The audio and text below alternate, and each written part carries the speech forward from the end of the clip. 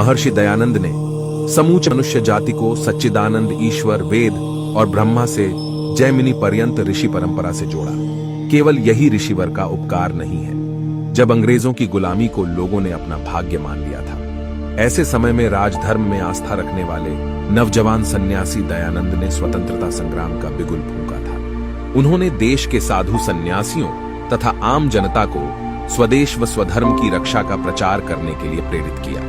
वे कई संप्रदायों के मठाधीशों से मिले और उनसे भावी युद्ध में अपने योगदान की प्रार्थना की, परंतु उन्हें अत्यंत निराशा हाथ लगी। जब विलासिता में डूबे मठाधीशों ने कहा कि हमें देश की स्वतंत्रता से कुछ लेना देना नहीं, समाज और राष्ट्र के विषय में सोचना हमारा काम नहीं, हमने तो गृह संसार का त्याग अपनी मुक्ति के लिए किया है। स्वामी दयानंद सरस्वती समझ गए कि इनकी मुक्ति की साधना विलासी जीवन का ही एक प्रकार है।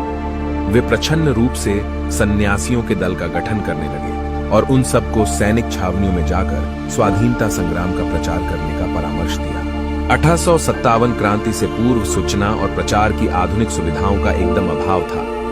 उस समय क्रांति के गुप्त सूचनाओं को एक दूसरे तक पहुंचाने के लिए रोटी और लाल कमल के फूल का उपयोग किया गया। इन प्रतीकों को जो दिखाता था वही विश्वास योग्य होता था।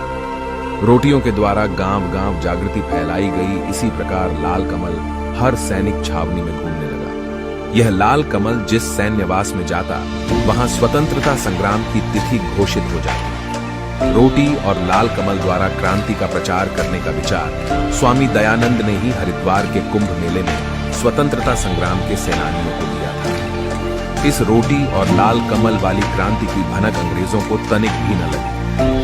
बिना फल की कामना किए संसार का उपकार एक चरित्रवान ब्रह्मचारी सन्यासी ही कर सकता है। ऋषिवर देव दयानंद को कोटि कोटि प्रणाम।